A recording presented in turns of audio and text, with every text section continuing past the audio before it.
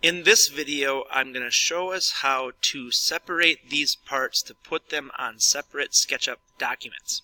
Right now, we have created them in both. At least my class did. So layman's classes are the only ones that have to do this. But what we are doing is, first of all, we're going to start by renaming this. We're going to go up here to the File menu and do a Save As to rename.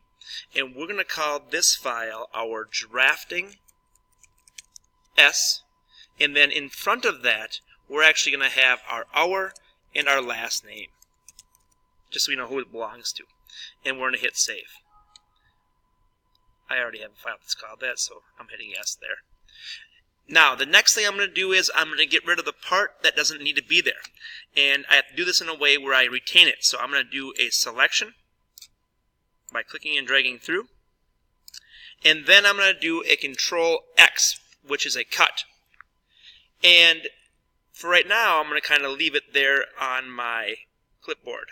Now, the next thing I'm going to do is I'm going to do a File, Save, and I'm going to do a File, New.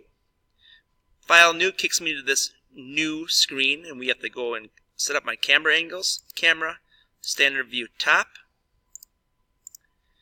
Camera, Parallel Projection, and then lastly, Control V, which is a paste.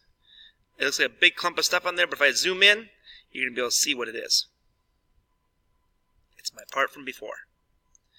Now, I do a File, Save As once again, and we're calling the circle part our Drafting C. And once again, before that, please put your hour and your last name. Save. Now we're all set up to do or to enter our SketchUp files into Layout. Please go to the next video about that. Have a good day.